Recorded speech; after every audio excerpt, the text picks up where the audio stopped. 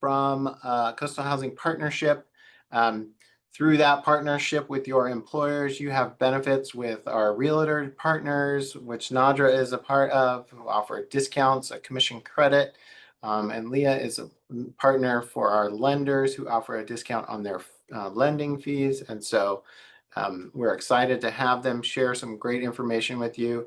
If you have more questions about the Coastal Housing Partnership benefits, we would love for you to check out our website or contact us directly. I see the hand up. If you could put your question in the question and answer section and we can respond to you that way, that would be great.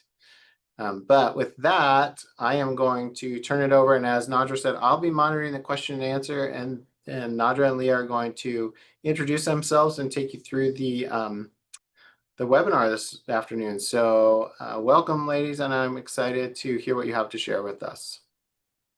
Awesome. Thank you, John. So I'll just introduce myself really quick. My name is Nadra Erman, and I am a realtor with Keller Williams. And we wanted to have this Keys to Confidence empowering women through the home buying process, which is a little different than webinars that you guys may have had in the past. This idea came about because earlier this year, both myself and Leah did an in-person workshop, and it was actually a three-part workshop focusing on women in the home buying process. And we'll go into a little bit of why we wanted to focus on women specifically, just because, our life circumstances and our finances can sometimes have a slightly different relationship than particularly with men, but then also to create a really a space that's welcoming and inviting. Everyone is welcome, and also to just feel like you have, like I said, that space to ask questions and to really demystify the process. So I'll hand it over to Leah. Hello, everyone. My name is Leah Gauna. I am with Cross Country Mortgage, and I have been in the industry for about 28 years now. And I am a fourth generation Santa Barbara, born and raised, and I live here with my family, and I have four kids and my husband, and just a huge family here locally. And I really think it's important about home ownership and educating people on the possibilities of home ownership and how important it is to everyone. In being a woman and being in the process in a what we call a man's world in lending also and real estate, it's important to educate everyone and know all the options that are available to anyone. So I'm excited to share this with you all today. Thank you, Leah. So we'll quickly just go over the content. So the welcome and intro, which we're doing right now. And then, like I mentioned, like really going into like why we wanted to have a woman-focused webinar. Then we're gonna do a high-level home buying process 101, lending and financing options, and then local case studies, and then the wrap-up. So if we have time, to do we might cut the case study short depending on how much time we have, but that is what we want to try to take care of. And I just want to, before we begin, saying the home buying process, there are a lot of moving parts, and that's why it can feel very overwhelming. And so this is going to be really high level. And if you guys will have information at the end, if you guys want to have more detailed questions specifically to your, your case and your home buying journey, we're happy to go over that at a later time. So as we mentioned, we're the presenters, and Leah gave a great introduction about her background. In terms of my background, I don't know if I can be considered a Santa Barbara native. I've been here for 17 years, so that's a native for some, not for others. But I have, like I said, been in this community for 17 years.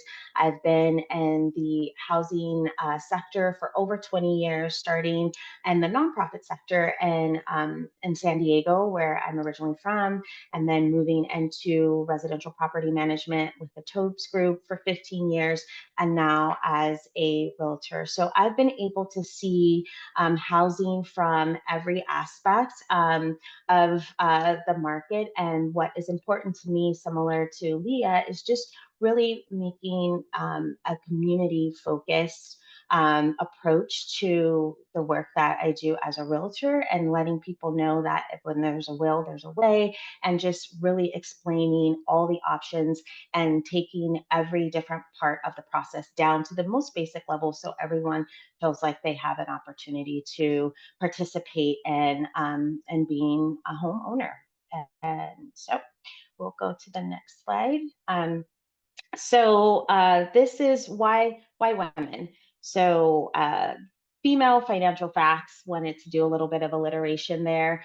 So some of these facts, as I was researching a women's focused webinar, I was really surprised at some of the things to learn about in terms of financial facts of the past. And only until recently, women have had the autonomy and legal right to participate fully in the financial sector in terms of owning property, credit, and having business entities without a husband or a male family member. So in the 1700s, women were actually considered legal property.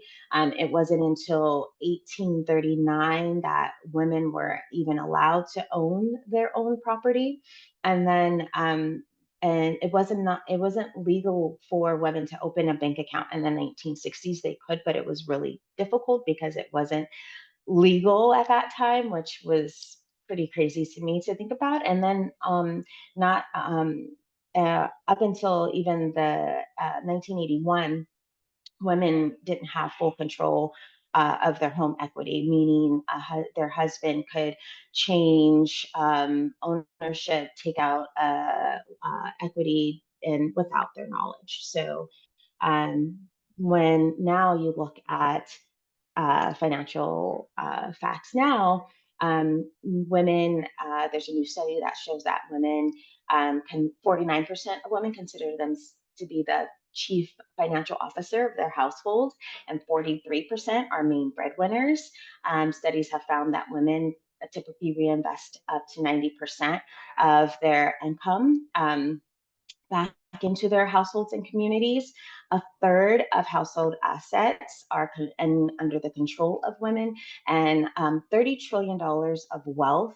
And then over the next decade in the US, which is approximately 38% of all transferable assets, will be transferred to women. So these are a unique set of circumstances and information, and we're really at a pivotal place in time to take all of the knowledge that we've gained from the past to really use our roles within our families, within our communities, to make a strong impact. And real estate is a part of that, because real estate has the ability to gain equity, to build wealth, and to offer financial and home security to yourself and your family and your loved ones.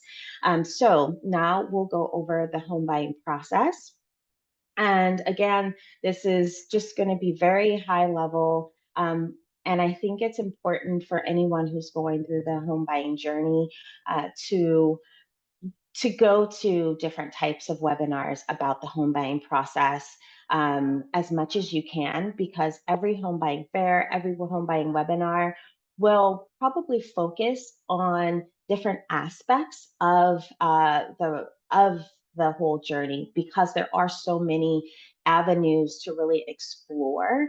And the more that you're exposed to the process and the different terminology and the easier it'll get for you wherever you are and you're part of the process. And all of the information that we're going to discuss is is open for everyone, right? It applies to men and as women alike. The what I just wanted to highlight here is to really think about how the information that we're presenting today is specific to your life, specific to your set of circumstances, and how, you know, your relationship with your families, your relationship with your friends, your community, and how the home buying process can fit into that based on the information that you received today. And so, my invitation to everyone that is attending is based off of the information that you're provided with today. What is one thing or one nugget of information or knowledge that you have received or learned, or it's been reiterated that you can use to get you just one step closer to your home buying goals? So, with that, I'll go through just the basic steps. And so the first and foremost is the financial prep. And when I talk to potential home buyers, a lot of times they people want to do this in a vacuum, like, oh, okay, I'm not ready to talk to a lender, I'm not ready to talk to a real estate agent because I need to like figure out, you know, my credit and my income and all of the aspects that come into the financial preparation of buying a home. And if there's one takeaway that I would like to implore or put upon you in this webinar is to seek out trusted resources that can help you with that financial prep. So maybe that is a friend or a family member who's really good with money. Maybe it's a lender that you know that you can trust that's in, you know, that is willing to go through the process and the journey with you, whether that's 6, 9, 12 months, a year, 3 years. There are, you know, lenders, there are real estate professionals that understand that this is a process and are willing to go through that process with you and be that thought partner and be that, you know, accountability partner, whatever you need for yourself. So that is the one thing. Like if you're thinking, okay, I need to do my financial prep in the vacuum, don't do that. Try to seek out assistance with that. And that I think will actually help you understand exactly where you are in terms of your credit, your debt to income ratio, your income, your budget, and it'll really crystallize that for you better. So the next step will be the pre-approval, and I'll go through a couple more steps, and then I'll stop for questions just in case anyone has any so far. So with the pre-approval process, and just to add a little disclosure, with pre-approval and agent, so real estate agent representation, those can happen, even though I put pre-approval and agent representation, you can do either or. So you can get the agent first and then do the pre-approval, or you could do the pre-approval and then have the agent. And then after I kind of say my bits, I'll ask Leah if there's anything that she wants to add on this. But with the pre-approval, what you would do is you would go to a lender, they'd look at kind of the things that I'd mentioned, they look at your income, they look at your reserves or any savings that you have or any access to capital that you may have. They'll look at your debt. And all of these different aspects of your financial house, so to speak, to crunch numbers and determine, okay, what would you be able to afford? What can you put down? Where are you right now? And sometimes even if you know you're a little far off or you think you're not ready, there have been cases where people will talk to a lender just to get like a snapshot or a benchmark of where they are and realize like they're actually in a place where if they wanted to buy, they could.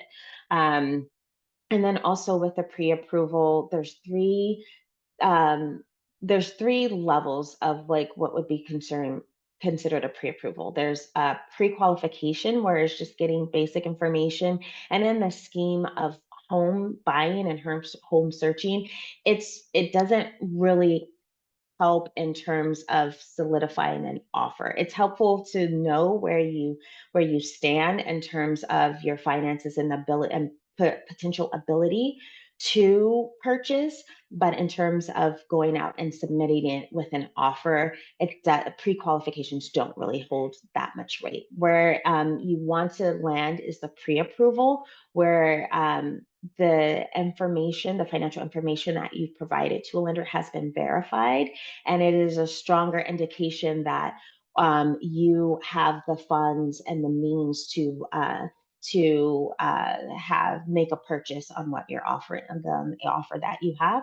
And then lastly is that I mentioned is the pre-underwriting, which means that all the verifications that, and Leah, you can confirm this, but all the verifications in terms of your financial aspects, in terms of if there's any last minute pay stubs that need to be taken, are completed, or income statements or bank statements, all of that information is received, and the loan is basically ready to fund, and it's contingent on the status of the home that are the other property that is in question. So I'm going to pause. I'm going to see if Leah, what you want to add to that, and then we can take some questions before we move on. Yeah, so financial prep, as Nadja said, very important. And I would rely on either a financial planner or a lender to help you with that, because those are going to be your best avenues for everything. Um, there are 3 different pre-approvals, as you explained. Pre-qual really doesn't mean anything. It means that, hey, I had a conversation with you on the phone, and that's all. Pre-approval is when staff reviews your pay stubs, your W-2s, your bank statements, we verify employment, all that. Credit approval is when an underwriter actually reviews your file to all guidelines, and then gives you a no loan contingency ability to write an offer. Meaning when you're writing an offer, you are able to say, hey, I've already had an underwriter look at my whole profile. I've gone the extra step. I'm serious. And that helps you complete with cash offers. And that means that basically the only thing that's left to be approved, since you as a person or people are approved, is just the property to be approved and appraised. So there are, very many different options, but the best ones are to discuss with your lender, discuss with your financial advisor. In some cases, you're discussing with the CPA. Some people don't have a financial advisor and they want to go, what are my tax benefits to buy this? So you'll work with a lender and a CPA to work on all those different things, but that pretty much sums up that. Okay, so I think this is a perfect time to just pause really quickly and feel like I've been talking a lot and see if anyone has questions. We like hearing from you. It's great information so far. Please use the question and answer section for any questions that you have. I don't see any right now, so I'll let you. Oh, here we go.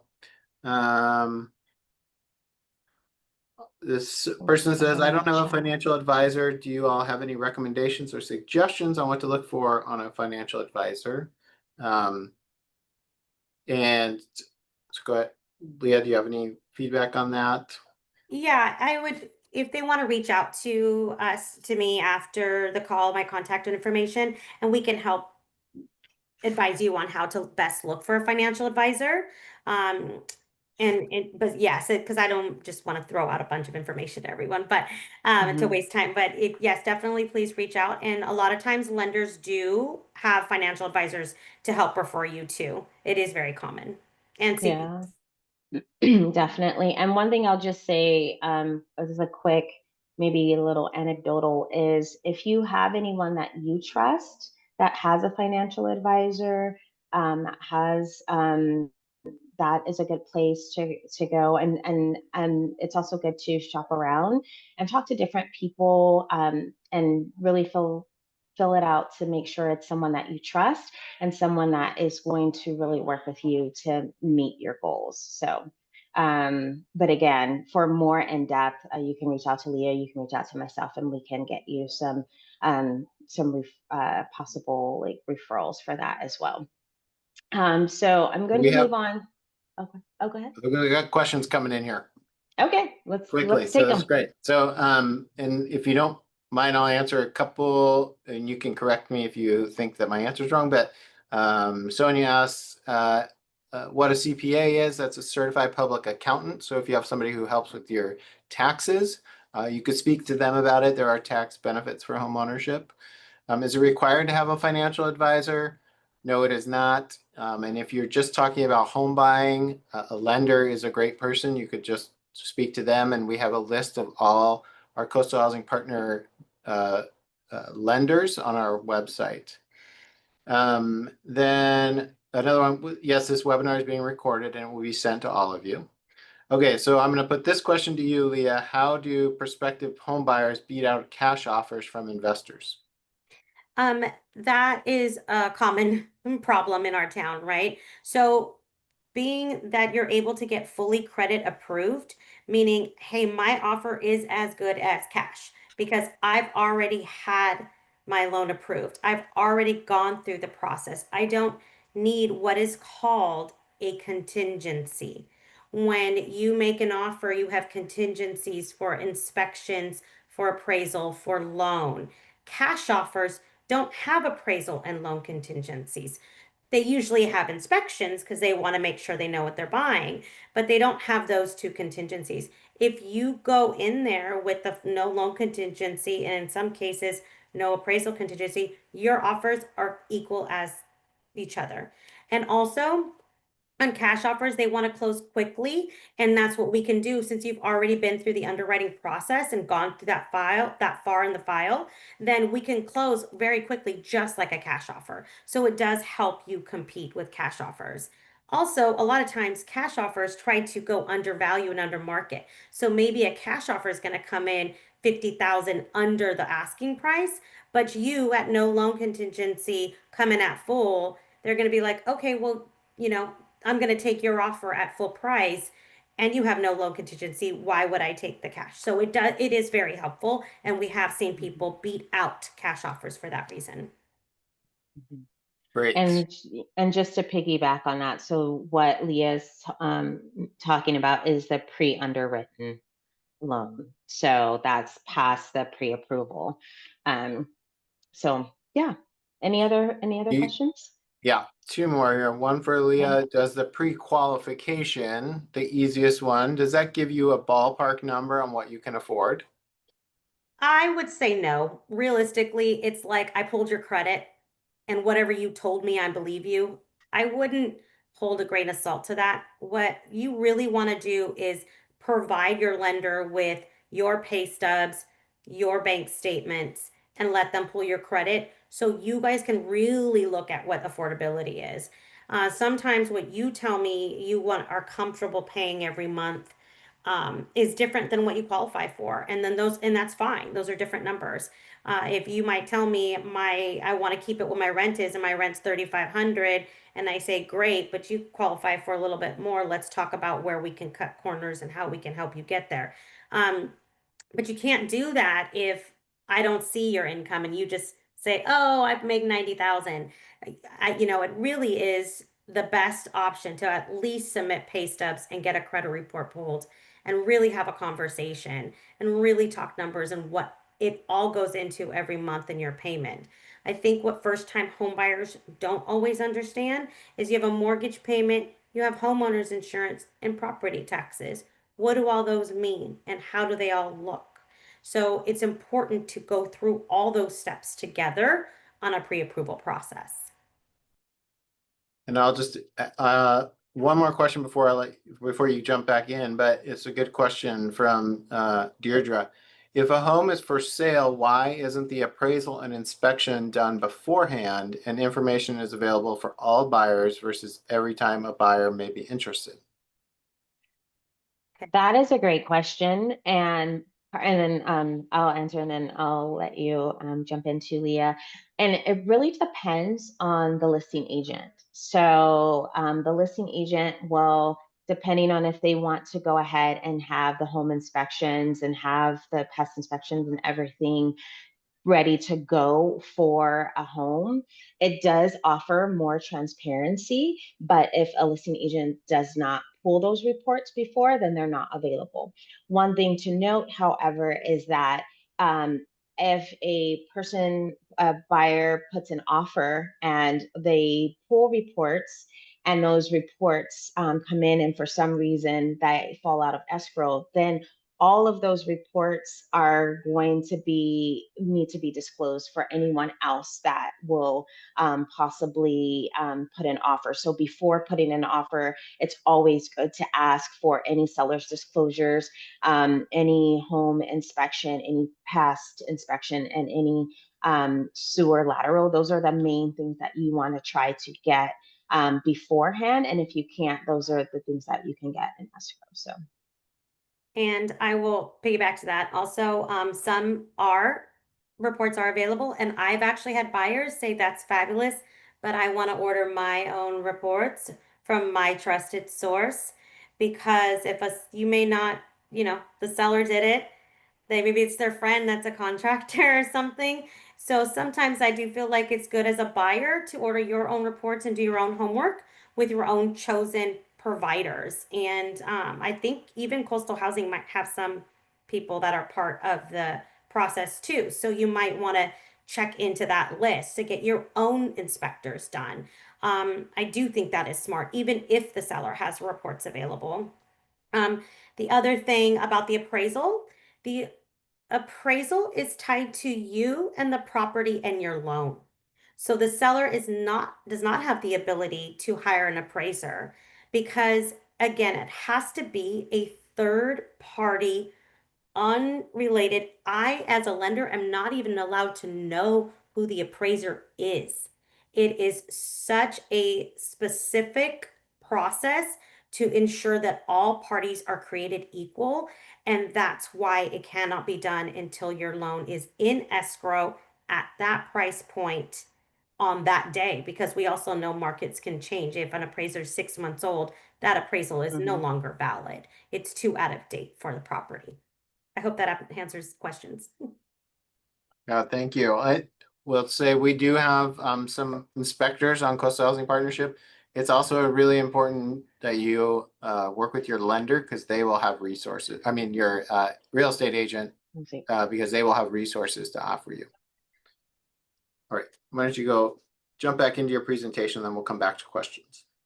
Okay, perfect. So we touched on the financial prep and the pre-approval. So the next is the agent representation. And with agent representation, you can look online, you can go to events. You want to just make sure that you pick your agent based on your specific needs. If you know that you're, 6 months, a year out, but you want to start working with a thought partner, working with someone who's going to help you look for the best house for you, then you want to make sure that you pick someone that has that time in mind, and they're willing to work with you and to give you the attention that you need. So it's also really good to, when you're deciding to choose an agent, to interview a few agents and really get clear on what you need when you're interviewing them. So then once you know, you can pick the agent that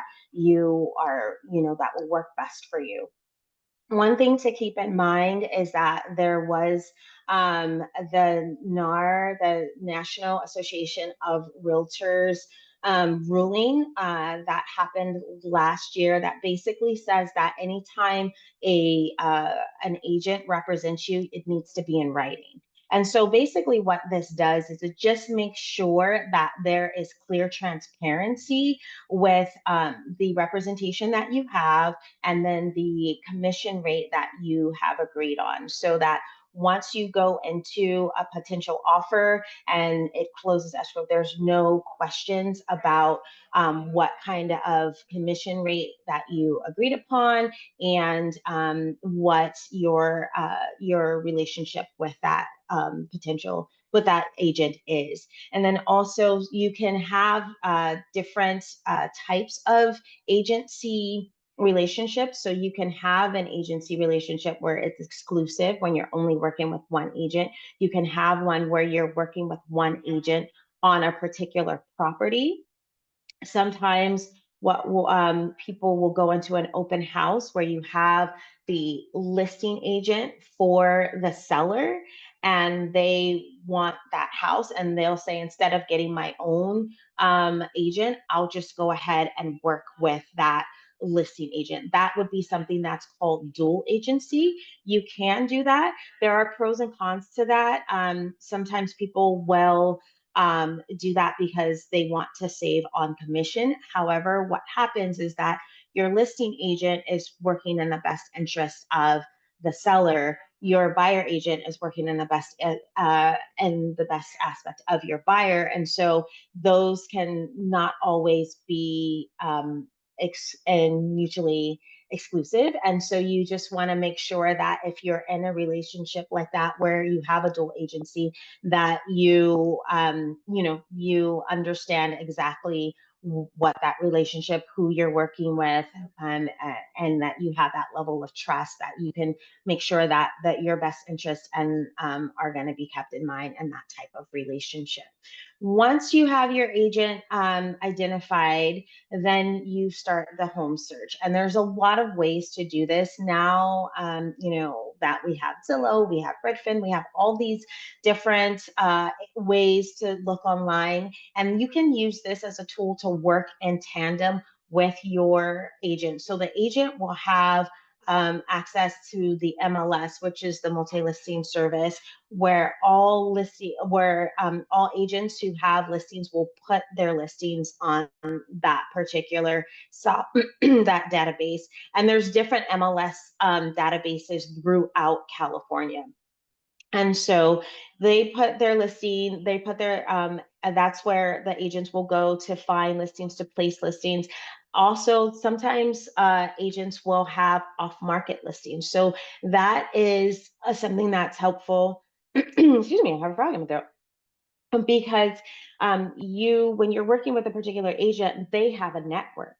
And that network, while they are working with other agents, that agent will say, hey, I have a seller that, maybe they haven't put it on market yet. So it's a way to really understand what may be available that's not on market. Another thing that an agent can do is that if you really love an area, that agent can farm that area, which means go to the owners in that area and just see, hey, would you be interested in possibly selling your property? So there's ways that you can not only leverage the resources that you have yourself, but you can leverage the extra networks that the agent has to amplify your search, and maybe even be able to locate properties that weren't on the usual like Redfins and Zillows that you look for. So once you find your home, then you want to go ahead and put in your offer. And this is also where you want to make sure that your agent is meeting your needs and is going to represent you the best way possible. A lot of that will entail making sure they have comps, which are different other properties that are in the neighborhood or a similar price range that the home that you're looking for, just to make sure that what they're requesting in terms of the asking price is what you want to offer, because sometimes listing prices are over market, and sometimes, and also you can leverage if a property has been sitting on the market for over like 30, 60, 90 days. That offers buyers a little bit more leverage to maybe come in at a lower asking price when you're putting in your offer. So once you coordinate with your agent, and you would want them to actually coordinate with the listing agent to just have a conversation, because just kind of anecdotally in Santa Barbara, a lot of agents know each other. And so if an agent puts in a offer and they haven't had at least a conversation with the listing agent, and that listing agent has multiple offers, they may lean toward an offer with an agent that they've already known, that an agent that they've communicated with. So you just want to make sure that your agent is, they're contacting the listing agent, and they're communicating in a way that's going to get you your best deal. So then once you put in an offer and an offer is accepted, that's when escrow opens. So escrow is basically, you have the escrow company, which is a third party, and they manage all the funds that are associated with the transaction. So they ensure that the conditions of the sales are met. They handle the paperwork between the sale. They handle what's called the vesting. So the vesting is how the title will be recorded. So with different, sometimes if you have multiple people that are going to be buying properties together, the vesting will make sure that the level of ownership is stated on the deed the way that the parties want that to be recorded. Um, and another thing with escrows, you will have a lot of moving parts. So you will have a lot of people communicating to make sure this deal is done. So that's when, as we talked about, you're going to have the home inspections. You're going to have the appraisal.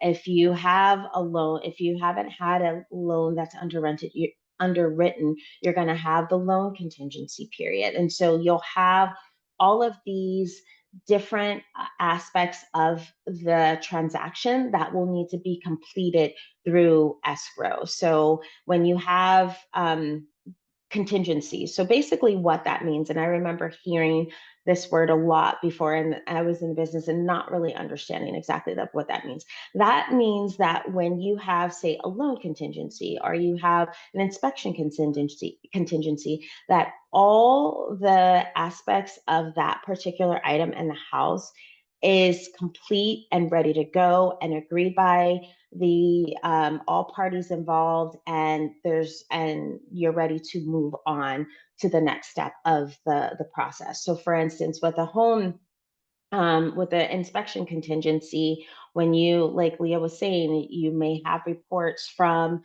the listing, the seller, but you want to get your own home inspection. You want to get your own sewer lateral. And these are, again, I said these before, but these are the main, and you can do more inspections, but the main inspections when you do a home inspection is going to be the main home inspection, the sewer lateral inspection to make sure the sewer line is good and connected to the city properly. You're going to want to have a pest inspection to make sure there's no termite and infestation. And so you want to make sure you have all of those inspections done, and in addition to all of the seller disclosures. You'll be working through this process with the escrow, with your agent, the buyer's agent. Sometimes the buyer will have a transaction coordinator, and the transaction coordinator will help make sure that all the paperwork is filled out and signed in time. Then you have the listing agent. Sometimes you'll have the listing agent, transaction coordinator, and you'll have the lender.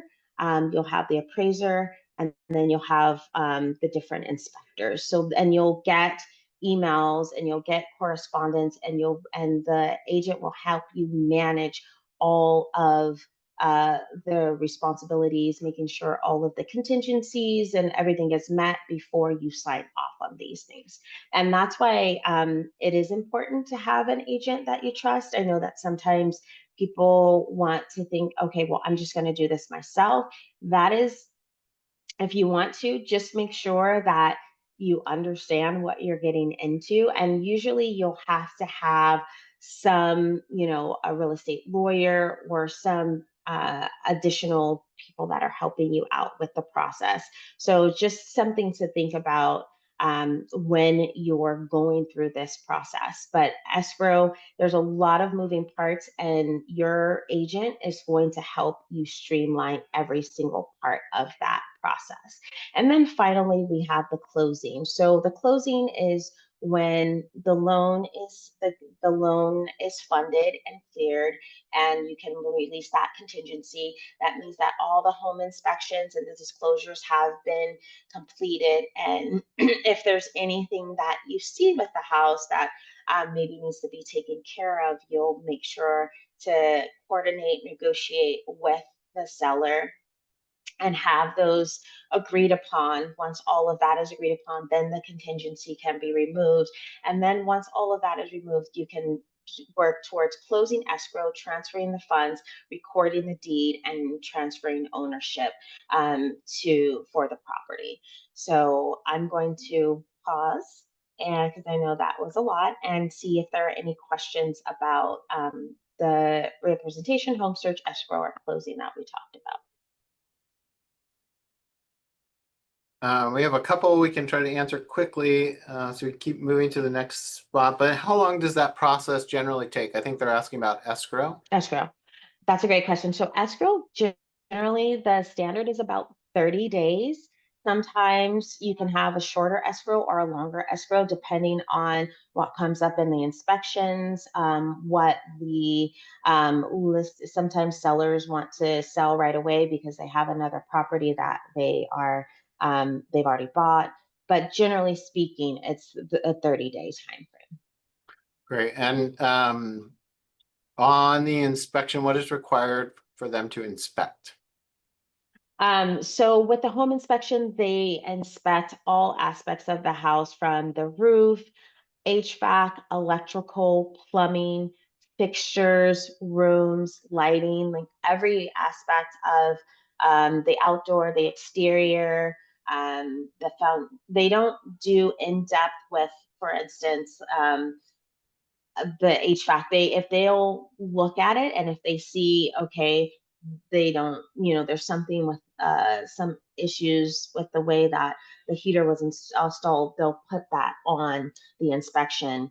But it's more, I like to think about it, someone explained it once to me, is like if you go to a primary doctor and then they look at your overall health, and then if there's, you have a particular issue that requires a specialist, then they'll refer you to a specialist. So that's what the home inspection is that they will look at the overall, and then if there's any other issues that they see, they will recommend that you have other specialists come in and check on those certain conditions. For the pest inspection, they are mainly looking at any kind of termite infestation and anything that would need to be treated. And then with the sewer lateral there, they put a camera down the pipe of the main clean out and the pipes in the home to determine the condition of those piping. And then also, as I mentioned, if the connection to the city sewer line is in good condition. Great. Let's go on to the next one. Leah's answered several questions. Thank you very much. And maybe you can just I was just going to say, there's some questions on the question and answer. I jumped in there and typed some replies. Fantastic. I'm sure you can answer thank you. those in your lenders section next. Awesome. All right, so we'll just go over this quickly. And I just did want to do a rent versus own pros and cons, because to buy a home, it is very specific to your needs, your goals, and this a time in your life that it's going to make the most sense. And sometimes it's something you're preparing for, and sometimes you're closer to those goals than maybe at other times. So this is just gives you a snapshot of when what is the pro, what are the cons, and when with a good time to buy based on your needs. So of course, when you own, you build equity, you have stable payments, you have that sense of permanence and customization, and then you also have tax benefits. When you're renting, you have that flexibility. There's the lower upfront cost and fewer maintenance. There's not necessarily the market risk and the shorter commitment. But and then for the cons with owning, you have the higher upfront cost. So like the down payment, saving for that, getting resources for that can be sometimes harder to achieve. There are more maintenance costs, so making sure you're prepared for that. Once you get into a home, you don't have as much flexibility, maybe, and the financial aspect or to move. You want to be cognizant of the market risk and the ongoing cost. Whereas renting, you don't build that equity. So you're always paying for someone else's equity. You don't really know when your rent will increase. We have a little bit more parameters here with our rent cap and not having rent increases within a year, but rent will always increase where with your mortgage that tends to stay steady. You do have the limited customization, and you don't have that as much stability, because if your landlord wants to move their family in, then you have to move and find another place, and then also you don't get the tax benefits. So just highlighting those as you're thinking about your specific situation. And now we're going to move to preparing for purchase, and I'll let Leah take over. Thank you. Okay, so as we kind of chatted earlier, getting prepared and talking to your lender, the first thing you want to know is your credit score. You want to make sure you're monitoring your credit. There's no fraud on your credit. You don't have something that you had no idea that was out there. Believe me, I've had people have a utility bill from moving from one rental to another haunt them and impact their credit. So you want to make sure you start monitoring your credit on your own. There's a lot of websites, a Credit Karma, a lot of credit cards have the ability to do that. The next thing is start thinking about your monthly budget. What could you apply to your mortgage versus your rent? One thing I tell all my first-time home buyers is figure out what you are comfortable paying. Pay the difference between your rent and that amount for 6 months.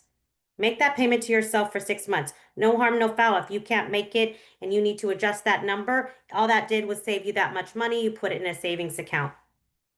How much cash can you put for down? Where's your down payment coming from? Do you have family members that are gift?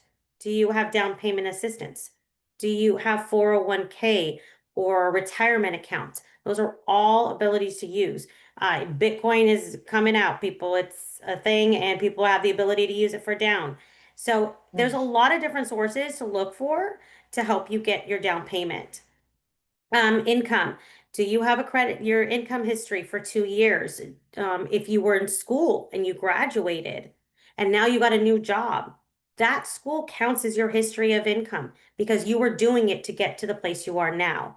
So you want to make sure that you stay on your job. One thing I always tell people, don't go and make a dramatic switch to another company. Doesn't mean that you can't still qualify, but you can't go from W-2 to self-employed. That's a no. You want to make sure that you have the history of a W-2. If you are self-employed, it is okay. I'm sure there's people on this call that have maybe spouses or partners that are. You just have to have a 2-year history when you're self-employed. And you can have a W-2 person as one borrower and a self-employed person as another borrower. Another thing that sometimes people don't think about is maybe you have another outside source of income. I will give you an example. I have a client who was a musician, and guess what they get paid? Cash. But he had a regular job, but he had all this cash on the side. And then maybe he needed a co-signer to help him bridge that gap and got a parent to co-sign and help bring the income in. It's not the income wasn't there to qualify. It's just he had a big chunk of money that was cash from all these weekend gigs. So we have to think outside the box sometimes, right? Think about how we can get you qualified, even though you feel you can make this payment, but it doesn't show on paper. Debt to income ratio is what we're talking about. So debt to income ratio, typically it used to be 45. Now they're pushing it up to 50. It is basically your gross income, 50%. Okay. And your total overall debts cannot exceed that. Your housing, your cars, student loans, whatever, cannot exceed 50% of your total income on a monthly basis. Okay. I'm going through quick because we got like 5 minutes left. Um, the lending options are here. Conventional. You could put as little as 3% down on a conventional loan. That is any loan up to 806,500. You can put 5% down on loans up to 913. On FHA, there's got FHA loans, 3.5% down, 3.5% down up to again 806. VA, you can have 0% down, and that can go all the way. I've done a $2.5 million VA loan. So no money down. So those are options. They're in VA, if you have a partner, a spouse, yourself, anything, you can get a VA loan there available to you. Jumbo loans typically require 15% down, and that is anything above that $900,000 loan amount, not purchase price, but loan amount. Okay. And then down payment assistance, the programs for down payment assistance, with you have shared equity financing, or if your employer offers some sort of down payment assistance, or going outside, like state of California at one point, or sometimes does. Couple questions for you, Leah, Yes. quickly. Are loan interest rates, let's see, sorry, do the interest rates on loans vary when you're buying your first or second home? Sometimes, yes. So sometimes if you're a first-time home buyer and you meet some income limits within the county, you can get a better interest rate because you're a first-time home buyer with within the area median income. So you will get a better interest rate than somebody who already owns a home and is rebuying and maybe still is in that income limit. So yes, in some cases. What if you have a mix of both W-2 and 1099? And is there a cap on how many individuals can be on a mortgage loan as borrowers? No, there's not a cap. And you have 1099 and W-2 is fine as long as you have a 2-year history of that 1099 income. And then what are the question is, what are the pros and cons of conventional or jumbo loans? Maybe just identify what those are again. Conventional loans is, anything under 806 or 900. We've got this weird gap in there. But anything under it's like 913, and jumbo loan is above that. So basically it's just whatever your loan amounts. There's no really pros and cons on it. It's just whatever your loan amount and where you fall at.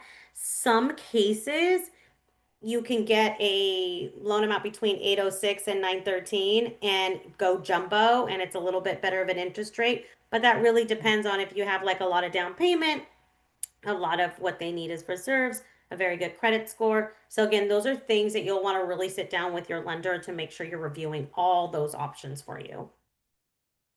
And the last one right now, is it worth doing a down payment under 20%? In some cases, it is. It is worth doing it. If that's what you've got, that's what you're working with, then it's definitely worth it. The point is that if you do a down payment under 20%, you hang on to that a year or 2 years, depending on how much we're talking under 20%. And then you refinance and you get rid of any mortgage insurance or anything that you had to get to do the less than 20% down. Because the thing about paying rent is your rent will always go up. But if you buy a house, the hope is that you'll refinance and your payment will continue to go down. So it maybe you have to get a loan with only 3% down in mortgage insurance, but you refinance and built that equity. That mortgage insurance goes away. Their interest rates fall, which we are seeing now, and let's continue what happens. And so you will lower your payment. So with buying a house, there's always an opportunity to lower your payment every eventually, hopefully.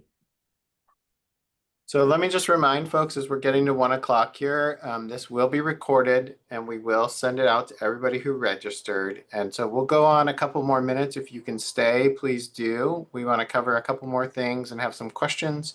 But if you have to jump off, we understand. And again, we'll send you the full recording. Go ahead. Awesome. Do you want to start this off, Leah, or you want me to Sure. take it? So, speaking of down payment assistance, Housing Trust Fund of Santa Barbara is a workforce housing program that is available to anyone in our county, and you have to live and work here. That's the piece of it. Mhm. They can give you 20% of your purchase price up to 125,000. First-time home buyers, you can, in some cases, own a property in the past, but it's a case-by-case basis. It's really built for first-time home buyers and to keep buyers in workers in our county to live and work here. Median income, is what it's driven by. So there, you'll see it on the screen, but depending on where you are, there is a chart that you can look at. And like I said, work in Santa Barbara County, U.S. citizen, permanent resident aliens.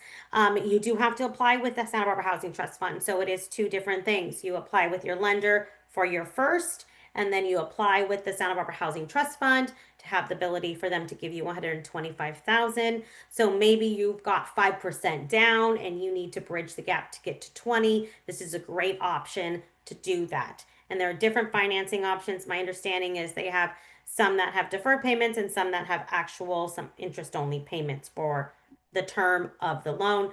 But we'd have to get more details as you as a person in your specific situation. Mhm. And if you have questions about this, you can reach out to John, you can reach out to Leah or myself, and we can forward you along to the contacts. There are a set of lenders that this program uses. So like she said, you have to work with this program, and then you have to work with your lender. Luckily, Leah is one of the lenders that are on the program, so that makes it easy. If you'd like to reach out to her about that.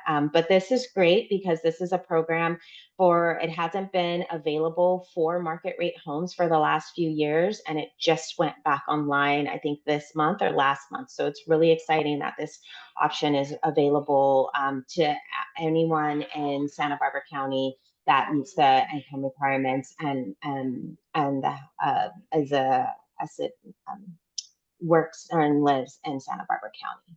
And I believe they did raise the median income from the last time. And then moving on, just really quickly, there are a few other down payment programs. So there is a cottage hospital MAP and DAP landed programs. This is only for cottage hospital employees, but it is $500,000 for down payment assistance, either through an interest only loan or through what's something that's called shared appreciation, which is basically they get a portion of the appreciation from the property, and then they collect on the loan amount and the appreciation at time of refinance or once the home is sold. There's also the Housing Trust Fund of Santa Barbara County that we just covered that's opened again after for market rate after many years of not being available. And then there are two other programs that are statewide is the California Housing Finance Agency and then the Golden State Housing Authority. They have several different programs. Usually it's between anywhere from 3 to 5% of a down payment assistance loan. But those are additional options that are available to everyone. And then really quickly, just case studies. A lot of times I hear people wondering like, okay, how can you buy in Santa Barbara? So we just wanted to include two basic case studies of everyday people that are on the call workforce that have been able to buy. So the first case study was a couple looking for a mobile home with a maximum purchase of $400,000, but they decided they wanted to live in a single family home. So they were able to purchase a 2-bedroom, 1.5 bath home in Buellton for $605, and they were able to negotiate a seller credit of $5,000 to buy down the interest rate. We don't really have time to talk about what that means, but if anyone has any questions about it, please reach out to Leah or myself and we can go into that.